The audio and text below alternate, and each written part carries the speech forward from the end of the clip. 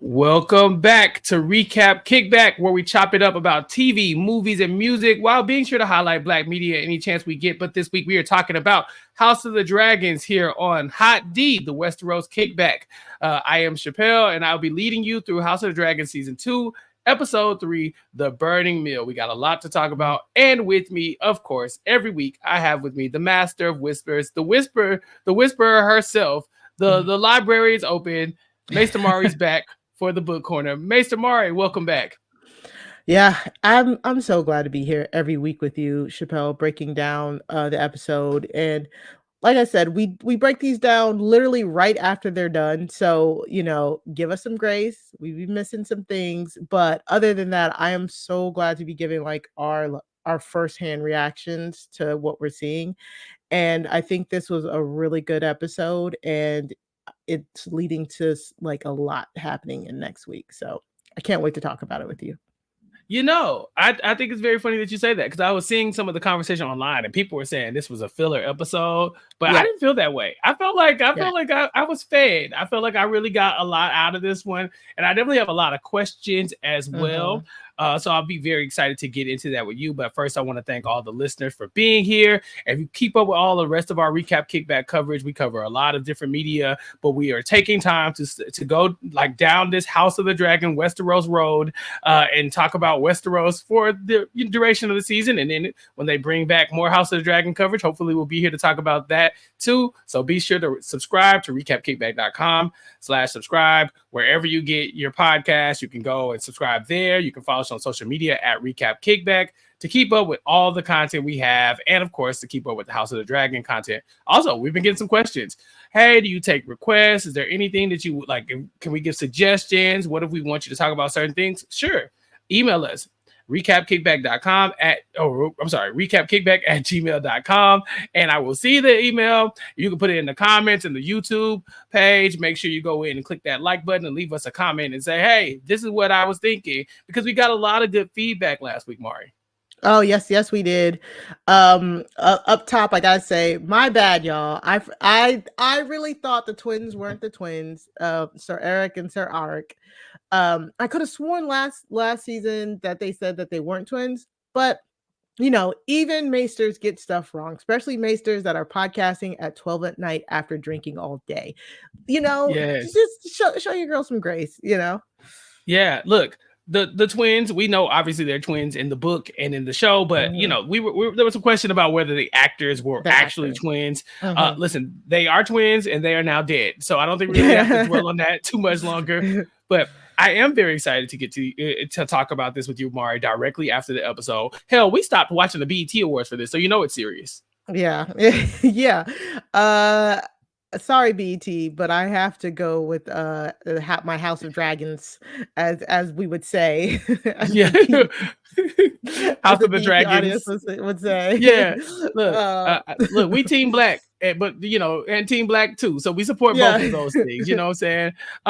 But yeah, we got a lot to talk about. It is episode. I just want to start. Let's just kind of go chronologically, I guess, a little bit. We'll jump around a bit, but I do want to talk about this big moment at the end, right? Like, because I think this is what really just kind of sums up the episode. Rhaenyra and Alicent finally meet face to face for the first time in a number of episodes. They haven't seen each other in a while, Mari. Has it been years? Yeah, like at this point, no, it hasn't been years. It's been weeks. Remember, because they saw each other the night that Viserys died. They had the Last Supper. He dies. And we know that it's only been a matter of weeks, because this season, every episode is like one day, yes, like 3 days, as opposed to 7 years. So Viserys dies, and then immediately after we get shenanigans. We get the death of Luke. Yeah, then we get followed by the decapitation of the baby, followed by, the shenanigans we have in this episode. And all things are leading to war. All signs are leading to war. It's inevitable. All the men in the realm are like, let's fight. We got dragons. They got dragons. Your dragons go up against our dragons. Let's see what happens. But the women in the realm are a lot wiser. For one, it just makes a lot of sense to try to protect as many people as you can. Nobody wants to see a lot of bloodshed. And so both of the women involved in this are our main women, Alicent and Rhaenyra. They need to talk. They need to talk, and Rhaenyra needs a plan to get to Alicent. So what she ends up doing is she ends up going undercover and going to see Alicent. And were they at the Great Sept? Is that where it was at? Yeah, the Great Sept. Yeah, very much a callback to season 1. Mm-hmm. This is where Alicent be kicking it all the time. We've seen her there a billion times, but this is where these two ladies need to talk. So Rhaenyra disguises herself as a nun, infiltrates the kingdom. A septa, my bad. Yeah, she comes in, infiltrates the kingdom or queendom or whoever, depending on who you ask. Yeah. And when she gets there, Mari, this was interesting because she needs to talk to Alicent. Alicent doesn't see her right there. So immediately she pulls out her knife. Her knife, yeah. Why? I like how, yeah, I don't know. Even Rhaenyra was like, dang, I started this off really bad. My bad. My bad. That's on me. But yeah, like it's a reunion that brings up all the callbacks of season 1. Like we said, they had so many scenes together in that sept as kids, as girls, before they started to drift away, like their friendship started to drift away. And to see them back there, kneeling there, having this discussion, it's really, it should tell you, if you're watching, that it's about to get real. You know what I'm saying? Like, this is the last treaty. Like, this is the last tete-a-tete. Like, this is Rhaenyra's Hail Mary to be like, do we really want to do this? Do you want to do this? Do you want your set to roll up on my set? Do we really want this to happen? Because I got shooters. She left her Secret Service dude sitting outside with the knife too, like on the low. I said, oh yeah, they mean business, Mark. So it's very interesting, and I do love the addition of this because it really is showing you, not telling you, how reticent that Rhaenyra is to go into battle. And I think even at this point, Alicent is like, it's done. But let's be real, she was at this same she was saying the same things on the small council just earlier that day or yesterday. You know what I'm saying? But I think it's kind of like when she's sitting in front of her, she's like, no, let's go. But are we surprised that Rhaenyra is the one who's hesitant? Because Rhaenyra is the one who lost, her blood first. You know what I'm saying? Like, Luke's death truly weighs on her, and you can tell that's why she is so reluctant to send them dragons or to send people out. She'd much rather send out armies of people she don't know to die for her cause than the 4 dragons, 5 dragons, people she knows. You know what I'm saying? And it's kind of selfish. It's selfish. Yeah, her family members, exactly. Like, it's selfish, but it's played for a non-selfish cause. She's, it's played for, like, we can stop this war. We can save thousands of lives if we could just come to agreement right here and now, But honestly, I think she knows of all people that when dragons fight, what did Rhaenys say? When dragons fight, there's no war so bloody. So yeah, I like this. Yeah, this was a good scene. I enjoyed it as well because, again, Rhaenyra is like, we got to put a stop to this. And Alicent like, of course you would say that because you really ain't got no leg to stand on. You're like, what are the terms? She said, baby, you ain't got no army. Like, the tides are turning against you. People, you just killed a baby. Like, low key, I got all the momentum in the world. What are you really going to do? And she's like, bro, just tell me. How long you been trying to get my seat at the table? You know what I'm saying? Like, how long was it before my daddy died? But when you tried to, like, really just take over, Alicent finally gets to tell her, girl, I am not lying. The man told me it was Aegon was supposed to sit on the throne. And Rhaenyra's like, wait, what was that? Hold on, pause. Aegon, he told you about the Song of Ice and Fire? And me, somebody who watched Game of Thrones, who knows how this story ends, starts punching the air because I'm like, and they messed it up. They messed it up. All right, this conversation is so frustrating. Yeah, when I tell you, acting down, both Olivia Cook here and Emma D'Arcy. I mean, come on, man. The look on Rhaenyra's face as, like, Alicent says, he changed his mind. And at first, you could just see the emotion. She's like, "Nah, ho, nah." She Right, didn't no, change. Stop of lying. course she said that. Yeah, Stop of course she said lying. that. Yeah. Why you always lying? It's lying. And then Yeah. and then Allison said, like, no, like for real. Like, I believe that he said it. And then you could see it in her face. She's like, oh, you believe this. And so Yeah. she really starts to think, like, did he do it? The tears starts, like, Yeah. she starts rethinking everything. And then Yeah. Allison slips up and be like, yeah, the prince that was promised, you know. I mean, I And don't think it was Rhaenyra's a slip like, up. I think she thought that was what look, my son, but the that's what prince, I that's mean. promised. Yeah, like Yeah, like it's she's a like, slip up because now yeah, Rhaenyra was like, pause. That's a big different, girl, that's a wait, different what? Aegon. He Yeah, was talking about Aegon the Conqueror, right. and then you see Allison be like, the Conqueror. I mean, Like, my son can conquer. You don't know. Like one day, you don't know. it was just a really good back and forth by these actors, mostly just because they said a lot without saying a lot, like with their faces. And come on, we were all on our seats, like tell her. Like I was screaming, Allison, tell her what he said, because Yeah. I didn't know if she was gonna realize, you know. And then Allison tells her what he says, what he said. Rhaenyra realizes, oh, you mistook it. He never took my throne away from me. I'm fighting for this. And then for Allison to then realize, oh wait, did I make a mistake? Like, Yeah. Well, she thought about it because she was like, "Oh my mama, I swear to God, why would I lie? Why? What I look like? You think I would really come up with something this dumb? Like it just he told me that's all I could do. Like you think that's my big play? Like if I wanted the throne, I have several children that I could just be like, you know, he been said that, you know, but like to come up at the last minute, it's a harebrained scheme. You don't think better of me? It's like, all right, I give you that. But what if you got the wrong Aegon? And Allison's kind of like, damn. I mean, that would be crazy. But I just say it's too late. It's too late. Like because and honestly, she's not wrong. What could Allison really do with this information? Be like, right, Rhaenyra said it's the wrong guy. Okay, let me call Aegon and be like, hey, by the way, sorry, Aegon. Yep, the other person who wants the throne said I'm wrong. So I'm gonna just take her word for it. You know what I'm saying? Like, what if she lying? You don't know. So Allison can't just be like, damn, you're right. That makes total sense. Bro, how did I not realize this? Let me just send some ravens off, call everybody off, and say I misheard him, or I didn't know about the prophecy. And then you really have to get into the prophecy at that point. Now, what exactly has happened? Winter is coming, and there needs to be a prince on the throne. And who the hell is Arya Stark? You know what I'm saying? Like, so at some point, it's gonna get convoluted anyway. So I don't know. I love the interactions, but it was such a cool scene because there is no more treaty. Like you said, they've been trying. Allison has brought a couple terms and be like, hey, we can shut this down. Rhaenyra has been ready to do that, but then we've gotten some mistaken deaths. We've got some purposeful deaths. And here they're like, okay, last try. What do you think?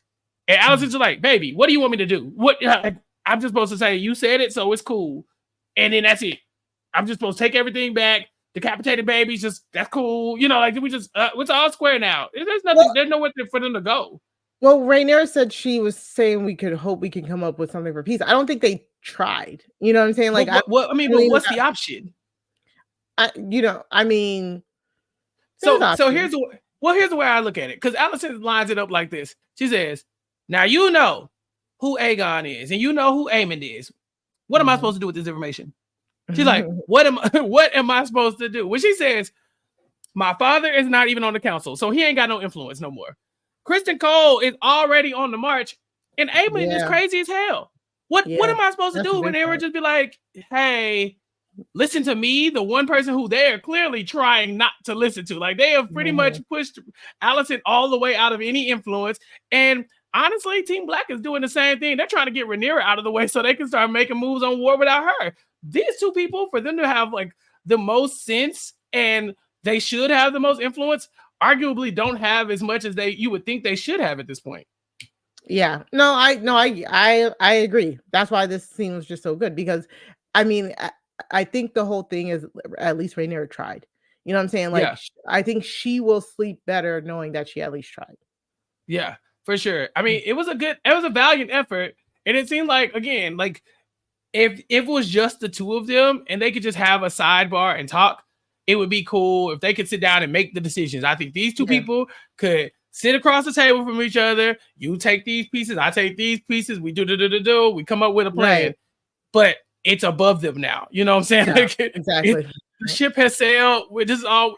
I can do nothing about this. And I'm glad that I heard you out. I'm glad you heard me out. It's no hard feelings, but we at war.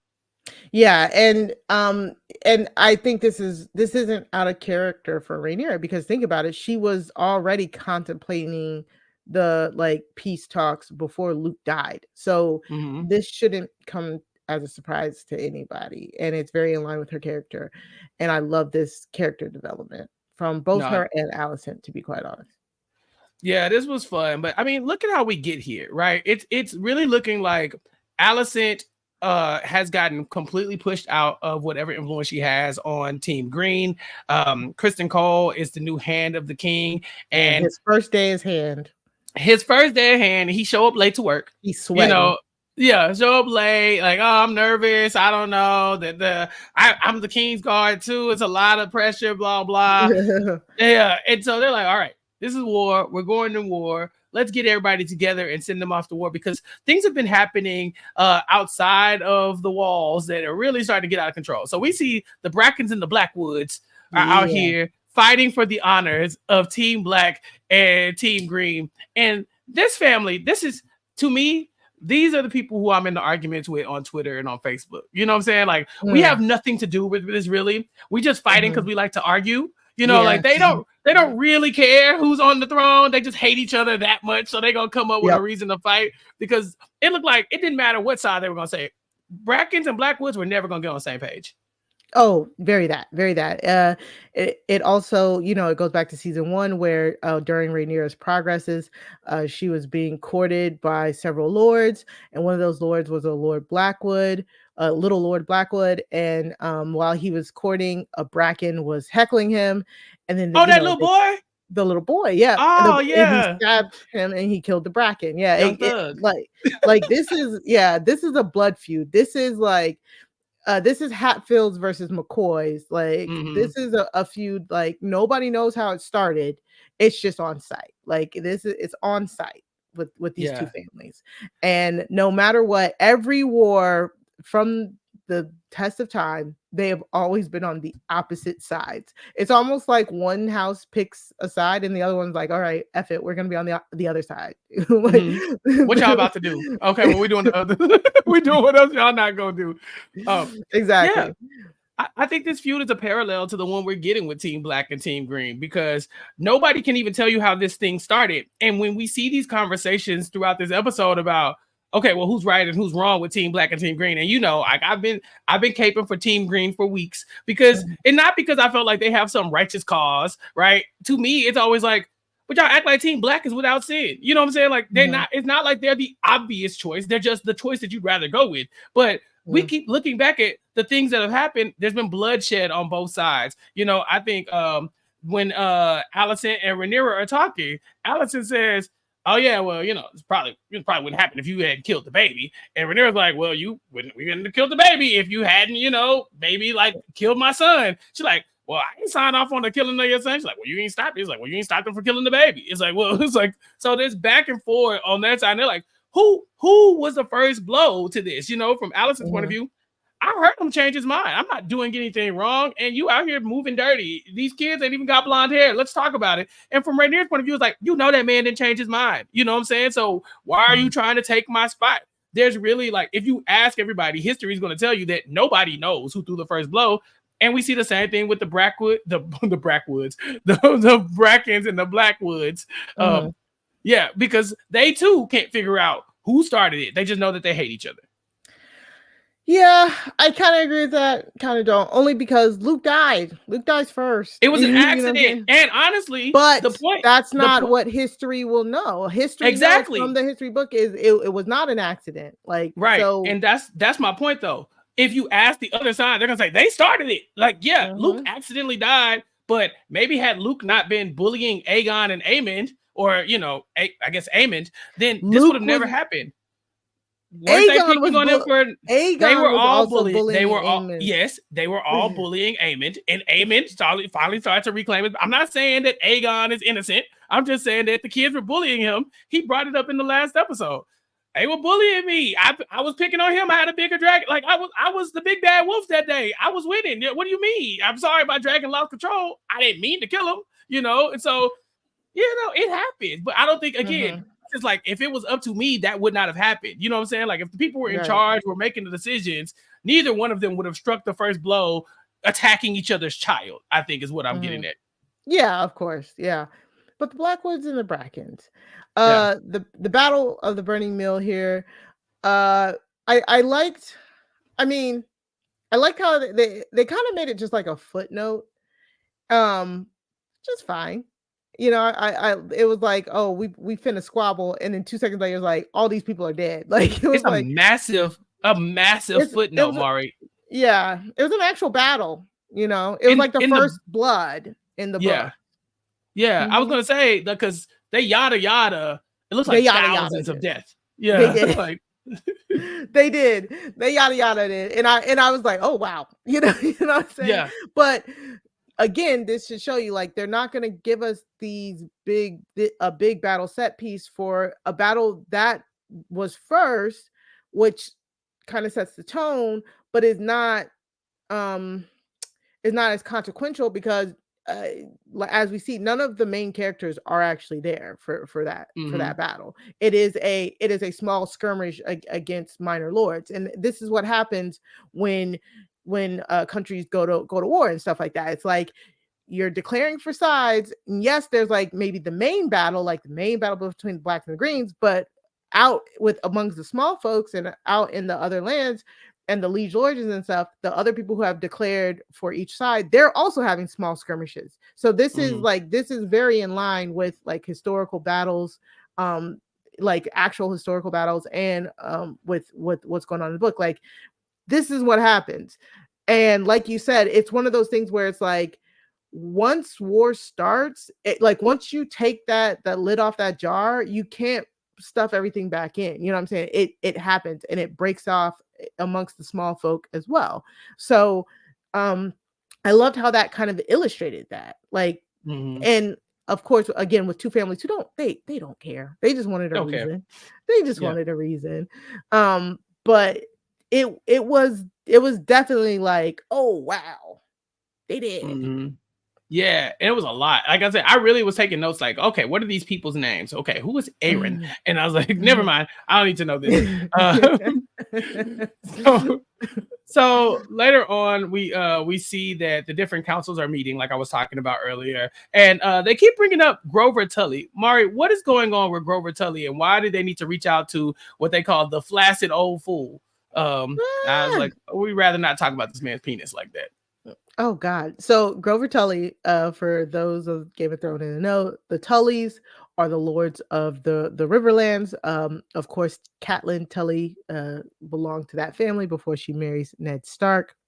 They're like they're like the Lannisters in the Westerlands, or the Tyrells in the Reach, like, or the Starks in the North. They're wardens of each former Seven Kingdom.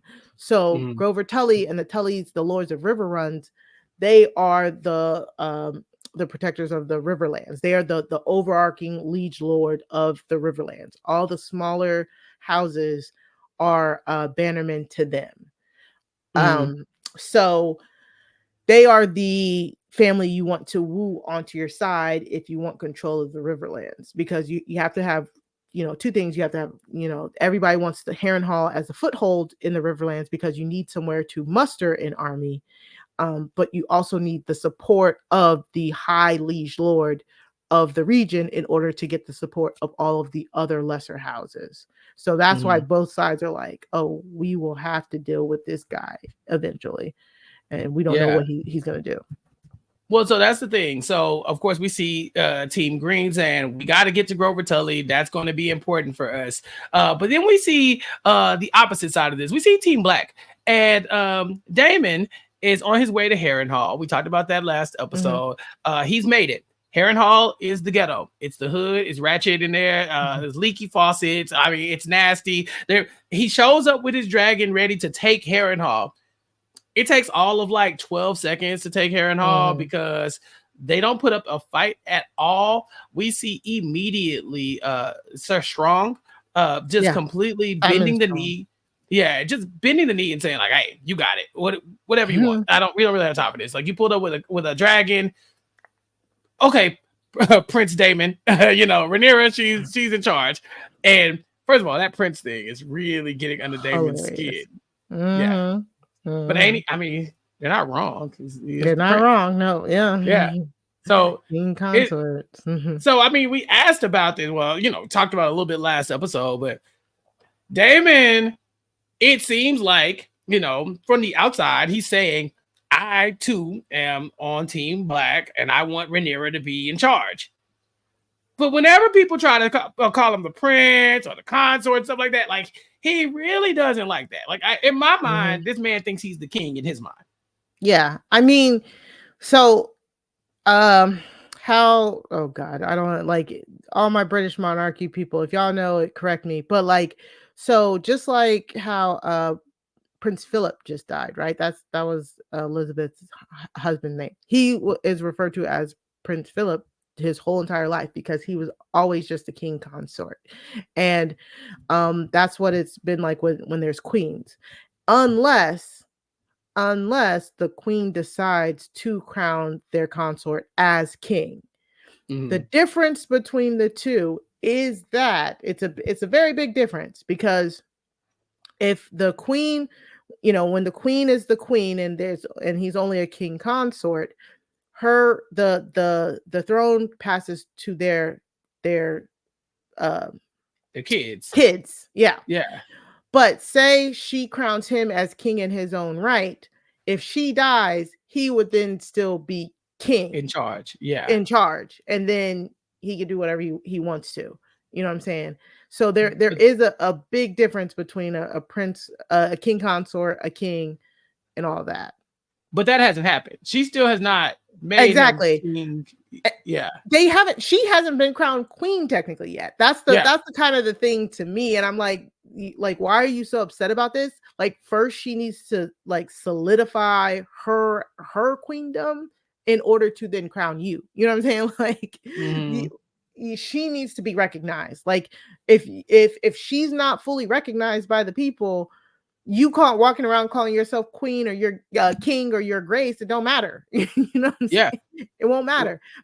She needs to be accepted first, and then once she's accepted, if she decides to make you king, then that's where you go. But pouting and whining won't do that. I don't know, because when these nobility people start pouting and whining, they just start killing people, and so I would be afraid too.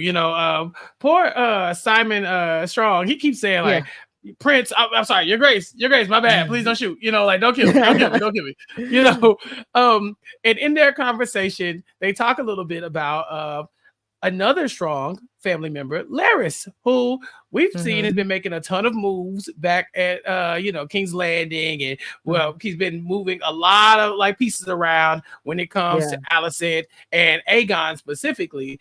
And here we find out that he's not loved in the Strong household. They hate Larys because all of Larys's family members, who are also Simon's family members, they just keep dying. They just keep burning up. Why is that happening? Why do they keep just melting? The Larys, also known as the Clubfoot, they call him. Like, nobody in his family loved him. They all found him very sneaky, dishonorable. Sir Simon says it. He is the uncle of Sir Harwin. Harwin, Harwin and Larys. And so, like, he truly is like, all of a sudden, my nephew and his heir are burned in Harrenhal, and now Larys is the lord of it. Like, that's too suspicious, especially when we know how ambitious he is. So Sir Simon is like, nah, F that dude. And if that dude is on the green side, I'm on your side. And plus, there's a dragon here. You know what I'm saying? Like, right. I mean, whatever you say goes. There's a dragon here. You showed up with a bazooka. To be completely honest, I do feel like if whoever would have arrived there first would have gotten Harrenhal. With the dragon. Yeah, whoever shows up with the dragon at the right time gets Harrenhal. Yeah, well, Harrenhal, Daemon has plans for Harrenhal. He's like, this is where I want to put all the men. I want to get all the swords, and we're going to house them in Harrenhal. It's going to be like our little bunker, our place where we all, this is where I rally the troops. And so Simon Strong is sitting there like, yeah, I hear you. Couple problems. One, you probably need to talk to Grover Tully. His name comes up again. You need to talk to him. He needs to get his bannermen behind you. They also busy. The bannermen are out fighting. The girls are fighting. The swords are everywhere. Yeah. It's really hard to round people up. Tully could probably do it, but he really ain't. He ain't all there. He kind of on his Viserys stuff where it looks like he's on the way out. Yeah. He doesn't have the wits about him, and he can't even hold in his So he's shitty. And isn't it just that at a time where you need firm leadership, there is a senile old man running the Riverlands. So I'm very interested to see, like, will we get to hear from the Tullys by next week? Yeah. I mean, yeah. So David says, I don't care how old that man is, or if he ain't got. When I pull up with this dragon, he gonna see it. You know what I'm saying? Like we'll figure something out when I show up with the dragon. So he's confident that things are gonna work out for him. But Harrenhal does not seem to love Daemon. While he's there, he is visited by who I can only assume is a witch. This lady with some dark hair keeps showing up, and who is this woman, Mari? Or do we need to wait on that conversation? I mean, I guess. Let's wait on the conversation. Let's wait because I don't have much. Yeah. So let's throw it back. Yeah. There. We'll wait on the conversation. But this dark-haired lady shows up, and Daemon has a vision where he sees young Rhaenyra. He's like, oh, hey, girl, what you doing? And she's just casually sewing my nephew's head back onto his body. You know, the nephew who had his head chopped off. Hey, yep, just casually doing that. Team Black. And Daemon's like, oh, shoot. But the witch tells Daemon, you gonna die here. This is where you will die. You will die in this castle. And if I'm Daemon, I'm looking around like, oh no, I come from nobility. This is the hood. You know, let's put your shoes on. Let's find you a home. Yeah. Let go. Yeah, I thought this was very interesting. I thought it was great. This is them introducing like magic to the realm again. They don't do this as often as I feel like they should. Because I think one of my favorite episodes in Game of Thrones is when Dany's going through the House of the Undying and she's getting all of those visions. Yeah. This is kind of like akin to the curse of Harrenhal. Like Harrenhal is a very dark and dreary place that a lot of people think it has like some sort of curse, might be like basically the gates of hell. Like they think it's a very like magic driven place, just because of its history. It's dark history, should I say. So Daemon basically like sleepwalking, like having some like weird sleepwalking dreams in it is really cool, like a really cool manifestation of that. At first I couldn't tell. I couldn't decide if I wanted to call it a dream or a vision, and I couldn't tell if this woman was a witch or just a dream, right? But in my mind, I landed on witch because this lady does not kneel. She does not take the knee. And I thought that was something that was very specific to people who are like, I'm above this. You know, like that has nothing to do with me. I'm outside of the realm. Yeah, when he comes in, everybody takes a knee. They see the big dragon. They know what's up. And she kind of walks in like, and okay, so what okay. You know, like she doesn't seem moved. And I said, okay, I feel like you gotta have a little something in your back pocket if you don't bend the knee to a dragon. You know what I'm saying? Exactly. Yeah, and you guess right. This is some might call her a witch queen, and I'll talk about her in the spoiler section a little bit more. Gotcha. Okay. So back to another queen. Rhaenyra is she's the one who's been making, I think, the most moves in this episode. Obviously, she does have that conversation with Alicent, but she can't have that conversation without getting to Alicent, and she needs the help of the White Worm. Mysaria is back. And Mari, I'm shocked because I thought this woman was gone. I thought, okay, we've done her time. But then I also, a part of me felt like she did save, Rhaenyra from the whole Eric versus Eric fight. So they Yeah. owe her a little something. And to me, it seems like she might be on the payroll now as the new Mistress of Whispers for Team Black. Yes. Yeah, she is officially the Mistress of Whispers. I love this. I love this team. The White Worm and Rhaenyra, teaming up together to cause some havoc. Yeah, she sees what kind of like Rhaenys sees. It's very interesting that a lot of women are like touched by what Rhaenyra is doing. They all see that Rhaenyra has some actual like virtues when it comes to not wanting to go to war, virtues when it comes to upholding a word that she didn't even give. Like she actually won their support. And this shouldn't be surprising because again, remember she was called the Realm's Delight when she was younger. She grew up enchanting and enticing people to join her cause. So it's very on brand that she is like gathering people just basically on her charisma alone and her effective leadership. And that's why there's the so many White people in Worm, Team Black. right? That's true. I mean, don't get me wrong. I y'all know again, I'm Team Green, but I'll give them that. It's really hard arguing with these Team Black folks because, like, yeah, we killing babies. We don't care. Rhaenyra did a number on y'all. Okay, she got y'all packed up. Y'all are ride or die. So I'm like, all right, fine, whatever. That's my queen, and, Queen Ray. Right, they're gonna stand beside her, Lord. They're gonna stick beside her, kill the babies or not. So we see that the White Worm Mysteria says, if nothing else, I have an enemy in the Hightowers. Like I hate them, and I will take them down. And when we see it, that's another thing that's a good mark of Team Green. A lot of the people that are against them, they're not really Team Black. They just hate the Hightowers. They just hate Team Green. They're like, I just can't stand these people. I'm sorry. I'll do whatever it takes to take them out.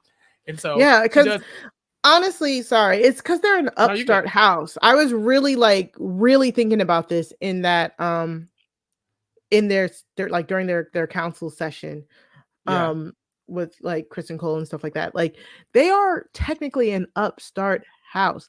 The Hightowers aren't even like the guardians of the Reach. They're bannermen to the Tyrells. Like they're not even one of the main houses. And because Otto worked so hard to get himself to be hand, which then put him in a position for his daughter to marry the king and become the queen.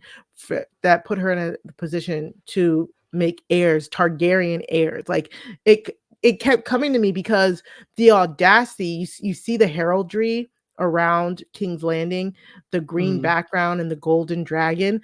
Like that should be outrageous to people who see it because the Targaryen banners have stood for hundreds of years or whatever. I mean, at this point, it's only a couple hundred years, but like 101 years, whatever time period is, because Aegon and his sisters took the heraldry once they landed. That they came up with it because they wanted to blend into the kingdom, but like to like turn it into something different.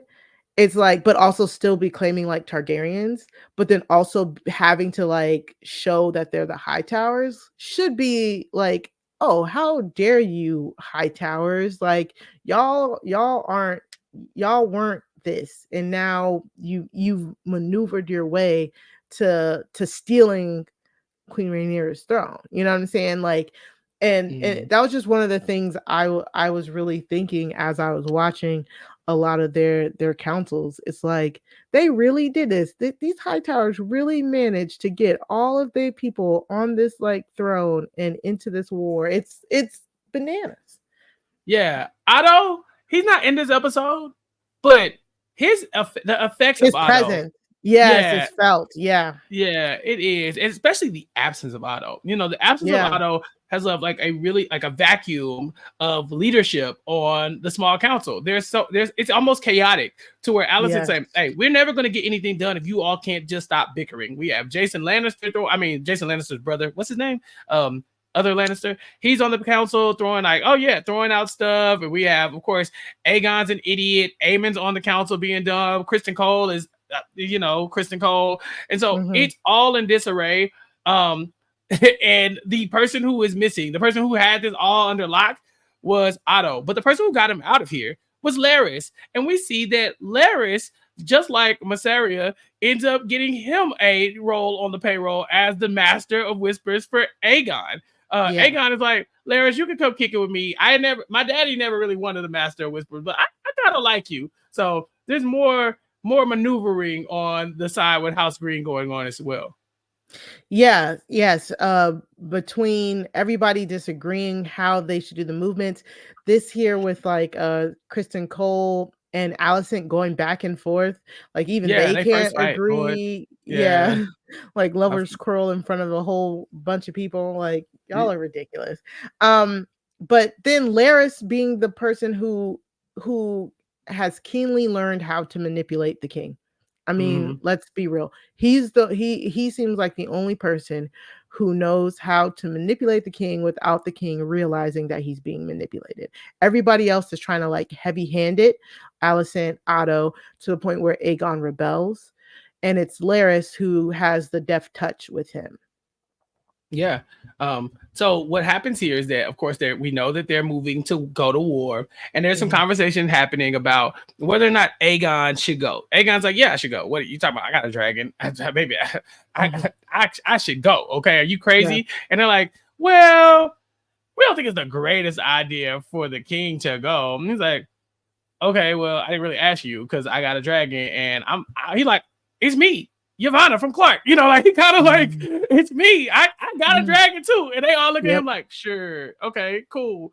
But next time we see him, he is suiting up. He's got his new Kingsguard, who seems like just a bunch of his homies that he just hired. And just like, it's all the people that he was drinking with when and they, why would you hire your friends to be your sworn swords that are supposed to like protect you? Like these are the guys that are going to take a dagger for you? You think?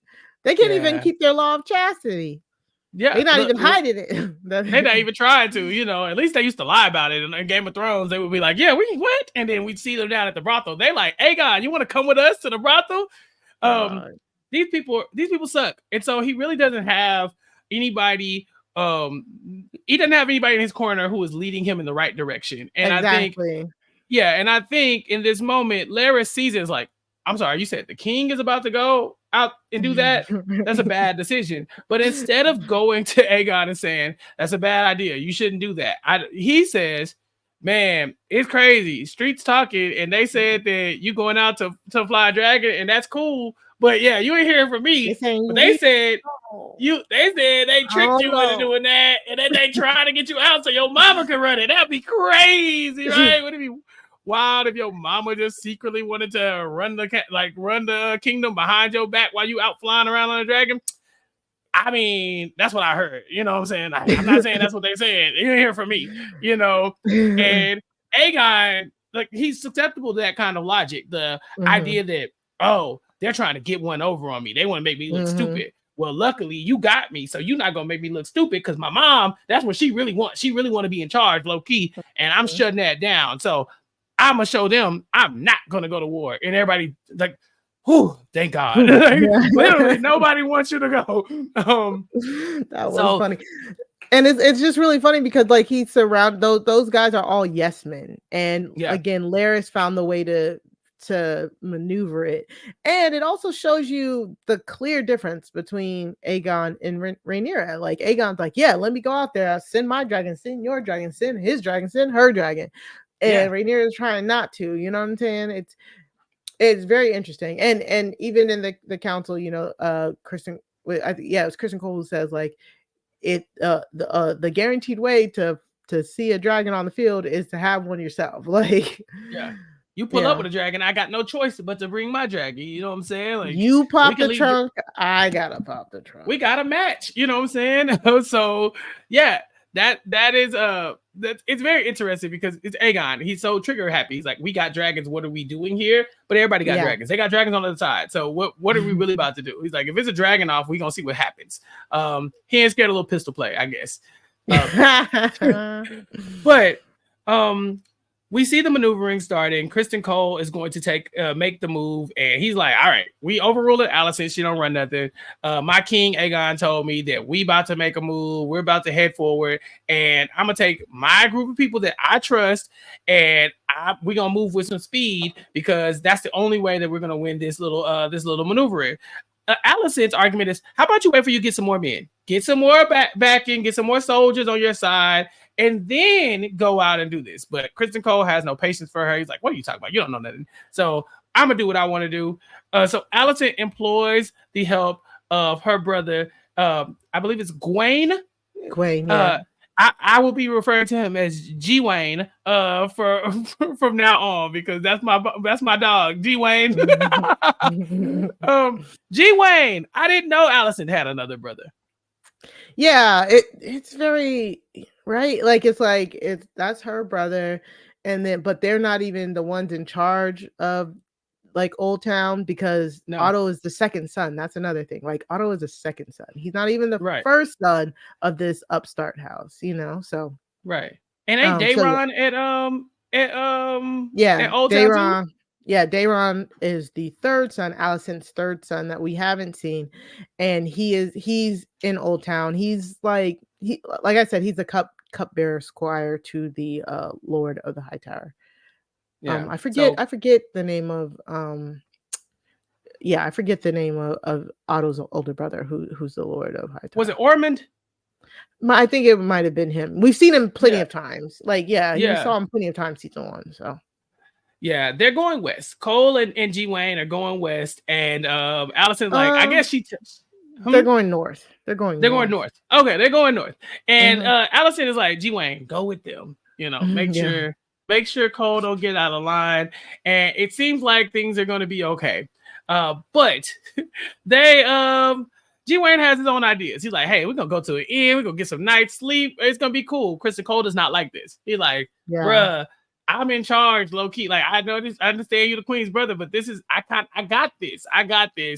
And he proves his worth when he looks up into the distance and sees Baela, I believe, flying around on her dragon Moon Dancer because she's patrolling. She's trying to make sure ain't nothing crazy happening. She's not supposed to engage, right? But she on a dragon, so all bets are off. Baela runs them down into the forest until they have to scurry away. And this proves to G Wayne that you don't know what you talk about, and that Kristen Cole might be the one that you got to listen to when it comes to this portion of the mission. And he even gives his loyalty to Kristen Cole. He's like, all right. You saved us that time, so I guess you can be in charge. This was an interesting scene for me because Kristen Cole, he's in this role as Hand of the King. I don't think that's where he needs to be, but I think the night thing he understands, right? He gets battle. Yeah, he gets strategic movements and battle. He definitely gets that. So, and that's what Aegon wants right now in his hand. So that's what he wants. That's what he can provide, and that's what they're doing right now. And I think G Wayne, I love it. The actor Freddie Fox, shout out to him. I love the sassiness. He's like, yeah, look at me to find out my father's gone. And look at you, a Dornishman. Yeah, right. An upstart. Boy, they can't stand the Dornishment. They hate the Dornish.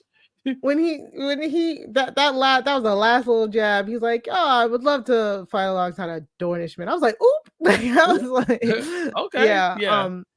But yeah, like Sir Kristen, he's annoying. He's a hypocrite and he's stupid, but he do know strategic war planning. I'll give that to him. And I loved this Baela harrying them and finding out their movement so she can report back. Moon Dancer is such a pretty dragon. Oh my god, I'm so glad we got to see her on Moon Dancer.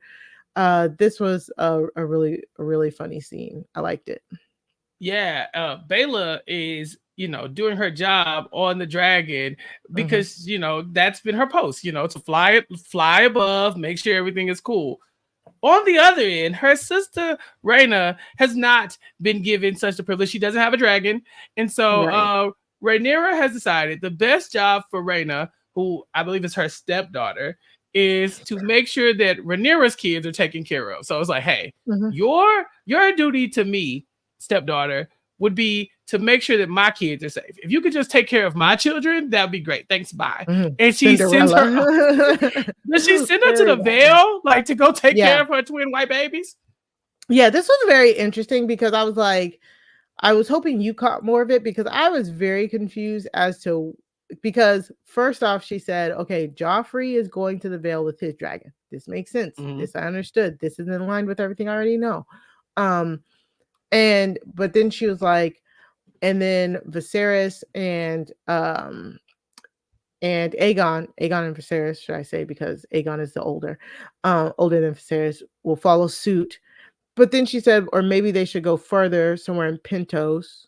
And then she asked her to write to the Pentos Magister in order to get safe passage for her two younger kids. So I'm like, so I guess maybe what's happening is she's going to accompany, they're all going to go to the Vale first. And I guess from the Vale, they'll go to Pentos. But I don't know. That seemed quite confusing to me. And there's no reference for it. So I did like that Rhaena. I do understand that Rhaena feels like she's being like set aside. You know what I'm saying? Mm-hmm. But I think the fact that they're like, our history, our legacy, our future is in your hands with these dragon's eggs, with these kids. Like, this is also an important job. I know you're like mad that you're just a babysitter, but you'd rather be a babysitter than, again, a kid who was decapitated in his bed. You know what I'm saying? Mm-hmm. Because they breached the castle walls on both sides. So very interesting to me. Yeah, what did you think? Bayless, she's now, her job is to take Joffrey to Jane Eyre, right? Like, all right, you go Jane Eyre. Yeah, I'm sorry. Yeah, no, I thought that. Oh, sorry. Right. Yeah, Rhaena's job is to take Joffrey to Jane Eyre, because Jane Eyre wants a dragon. So like, okay, take Joffrey out there, then head to Pentos, get further. You got the eggs. I think they sent her with 4. Was it 4 eggs that they sent her with? The eggs that Daemon found in season 1. Yeah, and so they say, take these eggs and head on out, but make sure you guard them. And so she has to tell her family bye. Like, Baela's kind of sad to see her go, but you're like, you got to do this, because you got to take one for the team and make sure that, one, you're not killed in the night, but also these heirs are not killed as well. So Rhaenyra is doing a good job of really getting the people that she loves out of the way, so that they don't get hurt in these skirmishes. You, like you said earlier, you called it selfish, but I mean, it is self-interested, but they're nobility. They're supposed to look out for the bloodline and for the people who are supposed to take charge, so they really do get them out of the way very quickly. I'm hoping that Rhaena gets to have a dragon one day, that'd be nice. But right now it looks like she's just the keeper of the eggs and the person who is protecting all of her siblings from, being murdered in war crimes, right? Yeah, I mean, and honestly, that's all she can do at this point. Right. That's all she can do. She really has, I mean, until she gets a dragon or something like that makes her useful in war, this is the best that we have for Rhaena. Another thing I want to talk about, because we haven't really talked about him at all, because he just popped up out of nowhere. Who the hell is Ulf? Why is Ulf here? And why is he saying like, oh yeah, Daemon's got a brother and Viserys got a brother. And it's me. I'm the brother. It's me. I'm the other guy. It's me. I'm a noble blood here. What are you gonna do? I'm loyal to Rhaenyra. I'm loyal to Rhaenyra, but y'all ain't gotta ask me. This man is so charismatic. Everybody loves him. He's in the pub, just kind of holding court, talking to everybody. But are we supposed to believe this man? He just showing up, talking about, I'm a Targaryen. Look at me. Don't we look alike? We got the same nose. Because it doesn't look like anybody's buying it at first. Yes, this is Ulf the White, also known as Ulf the Drunkard. He was in last episode. He was the person where I was like, I'm pretty sure I saw a cameo, but I'm gonna keep it close to my chest until it was confirmed. Silly me, it was confirmed literally in the house that the dragon built like the next day. I was like, I knew it was him, but I didn't want to say anything. But yes, Ulf the White, and he talks about the dragon seeds. He talks about the dragon seeds. He talks about the mini bastards of the Targaryens, and I love this insight into, again, we're seeing a lot from the small folk. We're seeing their thoughts and processes and how they're dealing with these wars, them declaring sides, and this Ulf's introduction here was perfect and spot on, to say the least. Yeah, he does his big grand display talking about how he's a bastard but of noble blood and how he's a big deal, and everybody's kind of like, all right, whatever. Until Aegon bursts through the door with his King's Guard because it's a party. I ain't gotta fly off to war no more. So we about to turn up. They get drunk, they burst into the brothel. He finds Aemond laid up with his number one whore, his fave, and he shames him, right? He's just like, hey, you always with the same chick. What's this about? You like her or something? Y'all go together? Get out of here. And Aemond leaves because he knows he's not in charge. He's also being shamed. We see a lot of naked Aemond. I'm good on that. House of Dragon, Game of Thrones, I'm good on that. I don't need that anymore. So that was probably a smaller portion of the episode. Also, we see a cool conversation between Alicent and Helaena. We haven't really touched base with them since the murder of the baby. We saw Helena's kind of her horror and shock during the undertakings and during the procession and all that stuff. But here they really have a conversation, and Helaena just point blank looks at Alicent and says, "I forgive you." And Alicent doesn't respond, but to me, this is Helaena saying, I forgive you for bumping uglies while my child was getting married. You know what I'm saying? Like, you kind of breached security, and I don't blame you. Is that what she was forgiving her for? That's what I'm assuming, to be quite honest. That's what I'm assuming. Yeah, this Helaena is not the one I was expecting. You know what I'm saying? I thought she would be way more like crushed by distraught. Yeah. She actually, Mari, now that you say the word crushed, she actually sounded indifferent. She was more like, I mean, my son is dead, but all babies gotta die, right? Everybody gotta die, B. And I said, Helaena. She's like, I mean, what I was like grieving my baby, she said, we did a whole procession through the neighborhoods and stuff, and I'm crying about my dead baby, but they be having dead babies too.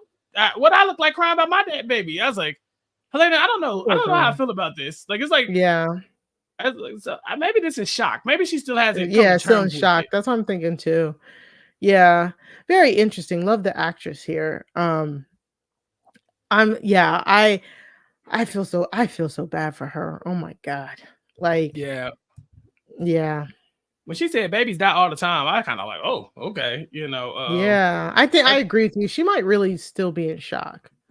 Yeah, and it's funny too because Alicent kind of echoes those sentiments. She's like, I mean, I was sad for the baby. Yeah, I love them, but I was more worried about you. You good? And Helena's like, yeah, I'm chilling. It's like, are you? Okay. It was a lot for her to go through for us to kind of just like wrap it up this quickly. So I'm hoping that we get more character moments from Helaena, because if this is the end of this storyline, the baby got decapitated, Helena's fine. I'm not going to be okay with that. Like, you can't just leave us hanging like this. Yeah, no, I don't think. Maybe it's like a calm before the storm type of thing. Like maybe she's keeping it together right now, and then something will trigger her. And yeah. The other smaller conversation we see in this episode is Corlys and Rhaenyra talk. I'm sorry, Rhaenys talk, and Rhaenys talks about Rhaenyra's council being unruly. She's like, "Hey, what are they even doing? These people are out of control. Otto's gone. Everything's in disarray. I'm really trying to pull the strings here as much as I can. I'm trying to lead this woman to because she ain't got nobody in her corner." And she honestly starts talking about, I guess their children and what their children would look like when all of this thing pans out. And they talk about Rhaena possibly being the heir to Driftmark. And Corlys scoffs at that. He's like, what? Rhaena? She don't know nothing about no boats. And I'm just kind of like, okay, so teacher, you know what I'm saying? Like, what's the big deal? So this was an interesting conversation. Why did they include this in the episode? Because it didn't seem like it mattered a lot.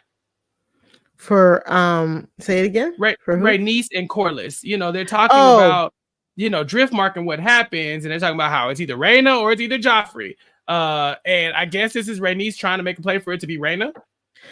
No, I think what it is like, it's trying to put. It's like Rhaenys and Corlys are us, the audience. They're really like sitting there like, "Ooh, yikes! This Black Council, man!" Like, we don't really get introduced to the Black Council, but it's made up of I'm gonna just go through this, and I promise I'm gonna answer your question. Bartimus Celtigar, Lord Staunton of Rook's Rest, Gorman Massey, Bar Emmon, and Lord Darkland. So like all of these men are just yelling at Rhaenyra, you need to go to war. You need to do this. And we don't even know them. Let's be quite honest. Like, we barely know them. And I think the Rhaenys and Corlys thing here is like, they're the characters that we know. They're the characters that are like kind of like a not a backseat, but they're watching the proceedings as we are. And I think they're here to put this into perspective. And yeah, and then when she talks about Joffrey and Rhaena, you know, it's still the blood thing, you know. She still is. She's always advocated for Rhaena to take over Driftmark. Rhaena was supposed to take over Driftmark with Lucerys. With Lucerys' death, it then falls to Joffrey as the third son of a house of Valerian. But because he's still young, he's 6. They can't do that same thing by marrying them. So she's internalizing. She's been watching all of this happening, and she's like, war is here. Nobody's prepared. What happens if one of us dies? What happens if anybody dies? Like, will our house? It's almost like she's like, will our house be able to survive this? I think that's what she's kind of thinking here, because she's like, we need to think about this. Who's going to be the heir to our house if shit goes left? Yeah, and Corlys is like, stop worrying about that. I'm gonna be fine. Ain't you? I'm good. That's why. Ain't you happy? I know how to. I'm good on the boat. I'm good. I can drive. So he helps. Not at all. Corlys is no help at all. Dear God knows what Corlys is actually doing at this time, because it looks like Rhaenys is doing a lot of lifting here. Yeah, exactly. Right. Yeah, he a lot of lifting. She's the one like really helping, but technically he's supposed to be like commanding the people to choke the gullet and all that, but whatever. Yeah, don't look like you're doing so much. Those are the big storylines. Is there anything else we missed before we get into Maester Mari's book corner? No, I think I do like the cameo from the dragons. We get a Sea Smoke cameo here again. Sea Smoke, who still doesn't have a writer. Yeah, Laenor's old dragon, who gets a shout out. He's very restless, apparently. But no, that's it. And then we can get into some spoilers.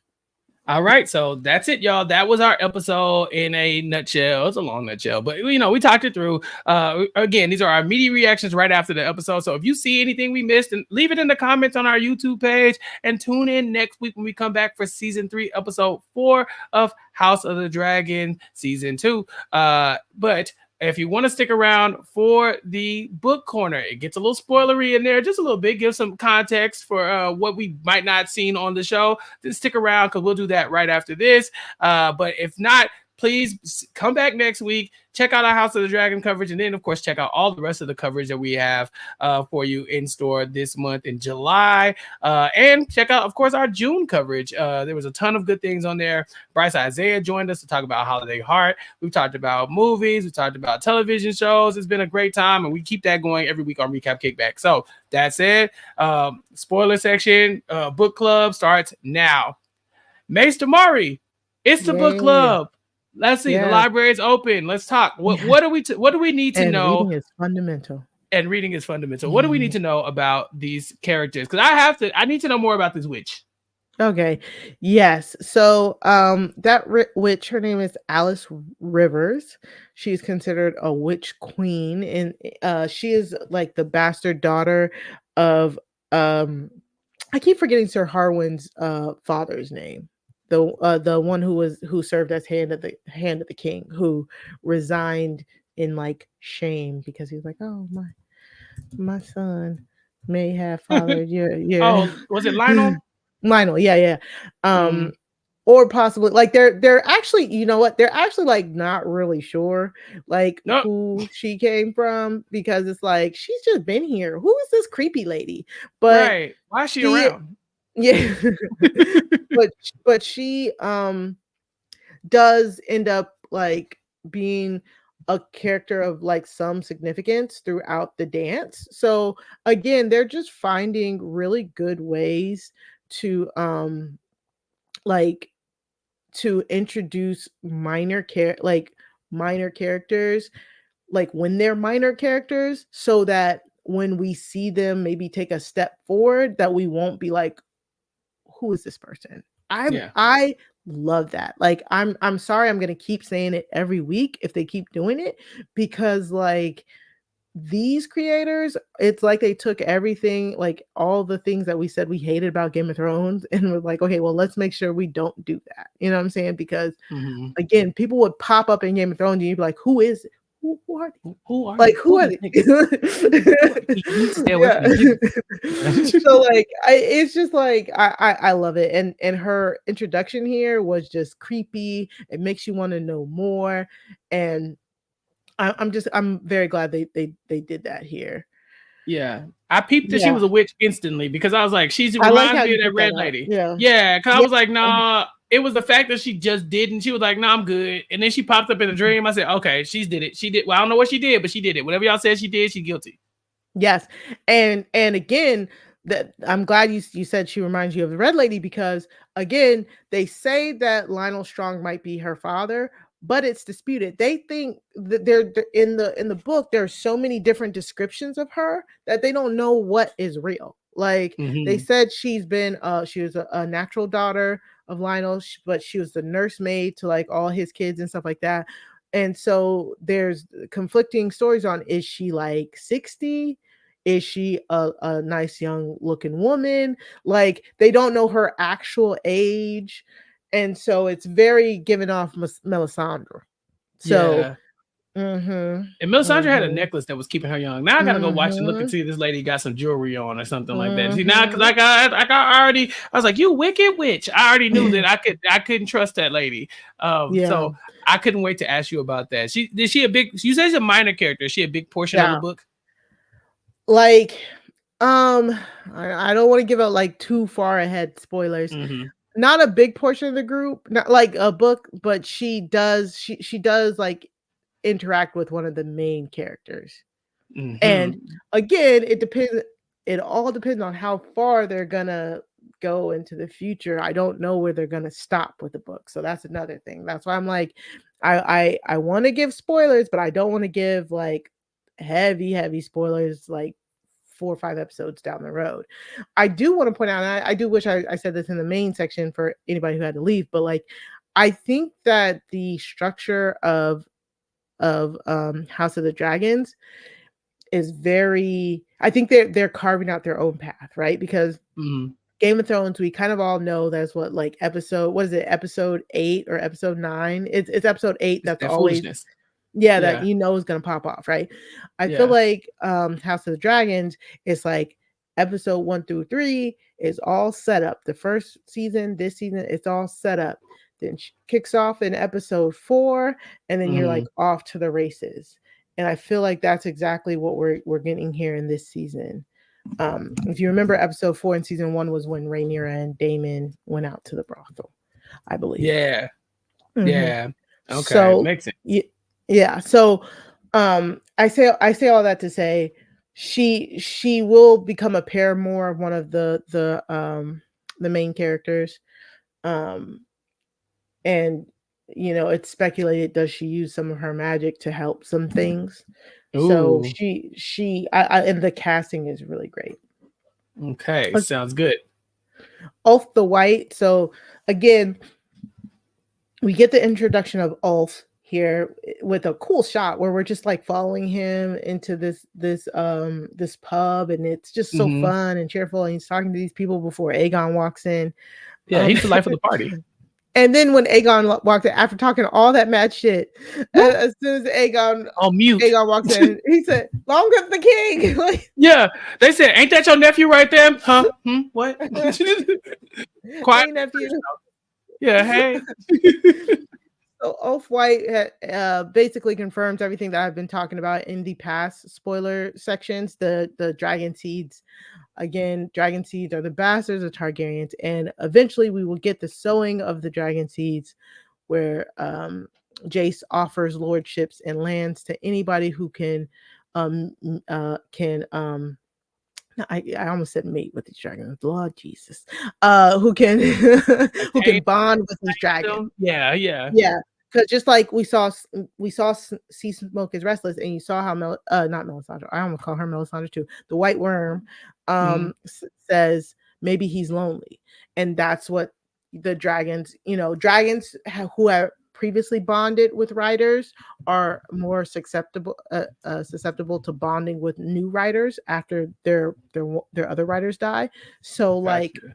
Sea Smoke is probably missing bonding with another rider. So during the sowing of the dragon seeds, a lot of dragon seeds are going to try to bond with Sea Smoke and then a lot of other dragons as well. So I can't wait for that. I'm assuming that's going to be like an episode 5 or 6 type of thing, maybe 7. I Mhm. don't. Well, oh wait, if there's only 8 episodes, it has to be like 5 or 6. I'm thinking. Um, Yeah, but because we're already coming into episode 4. yeah, exactly. I was like, oh my god, it's just all coming to a head. But that, I mean, that's about it for anything book related. I was telling Chappell they really did deviate a lot from the book in this episode, and I wasn't mad at it. Like that Rhaenyra and Alicent conversation never happened. Really? So yeah, no, it never happened. It never happened. It was up and it stuck. Like Yeah. to be Like I quite said, honest. we already fighting, so whatever. Yeah. Why are we trying to make again? It even I stand by my point, which is what did you expect that was going to happen? Like even Yeah. if Alicent did 100% believe Rhaenyra, what could she possibly have done at this point? Exactly. And it's kind of like, and this is all in a backdrop of like Damon has effectively taken Harrenhal, but nobody knows. You know what I'm saying? Yeah. And again, this is so advanced in the storyline with nobody knowing that Damon took Harrenhal when in the books Damon takes Harrenhal before Blood and Cheese. And Hmm. and that reminds me, thank you, of another thing, the Battle of the Burning Mills. So in the show, they're like, there's heavy losses on both sides. It doesn't really, we can't really tell who really won. Hmm. In the book, so like surprisingly, in the book, it's the winners are claimed, the Blackwoods are claimed the winners. So it's like Rhaenyra gets early victories, and that's why she gets early victories at the Battle of the Burning Mill, where the Blackwoods defeat the Brackens. Um, they get the early victory at Harrenhal, and they have banners amassing at Harrenhal, and so Hmm. it's just like that's what spurns Aegon into actually getting rid of Sir Otto, because for him and to everybody around the realm, Rhaenyra is winning. Like Yeah. Rhaenyra is winning these little skirmishes. So Hmm. it's kind of interesting that in the show she's kind of put on the back foot, where in the book she's winning small battles. It is small battles, but she's Hmm. winning at first. So Yeah. Because in yeah. this episode, they made it seem like, okay, both sides took losses, and you see Aegon stupidly at the small council meeting saying, "So that's a win. We won, right? Like we killed some people. That's war, like bro. So I'm gonna just count that as a win." But the parallel is on the flip side in the book. It's like, no, you actually lost, and so that's like another added layer. Is that he's like, I don't care. People died, but we still won, right? Whereas it's kind of like, actually, if you really want to dive into it, you kind of lost, but for the sake of this story that we're dealing with in the book, I mean, Mhm. versus in the show, we'll give it to you for this, for this thing. But yeah, it's really cool to me that in his mind he's like, oh yeah, we're winning the war. Whereas in the book they're telling a different story where Rhaenyra is low key like winning these smaller battles that are going to set her up Mhm. for the bigger war when the time comes. Um, Yeah. yeah. Yeah. And yeah, and then like so Bela and Moondancer harassing like Kristen Cole, that never happened in the books, which again, Mhm. amazing choice. Like I love that. I if you're gonna add stuff, I'm fine with it as long as it like I think adds to the overall story, and I think they've done a very good job of that. And then finally, so Rhaena does end up going with Joffrey to the Vale and staying Mhm. there for like most of the war. But I'm very confused.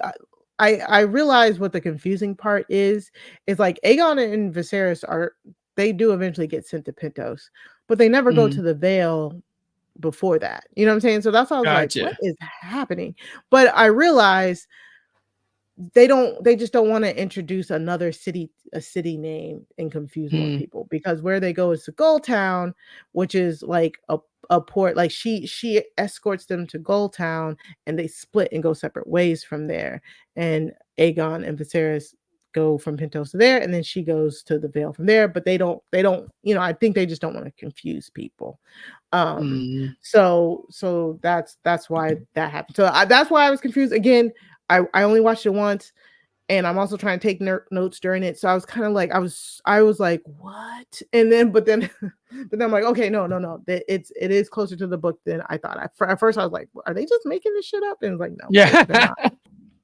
Finally, so what Bela figures out when she talks about Sir Criston Cole is on the march. Did you realize how I'm pretty sure it was Sir, I said his name from the Black Council. It was Sir Staunton of Rook's Rest. Cole and his people, what their plan is, they're going to march through the Crown Lands and take the armies of the people who have already claimed for Rhaenyra. That is Lord Staunton and Rook's Rest. That's his place, is where they're kind of heading. But the council was like, but surely they're going to Harrenhal, so you shouldn't worry.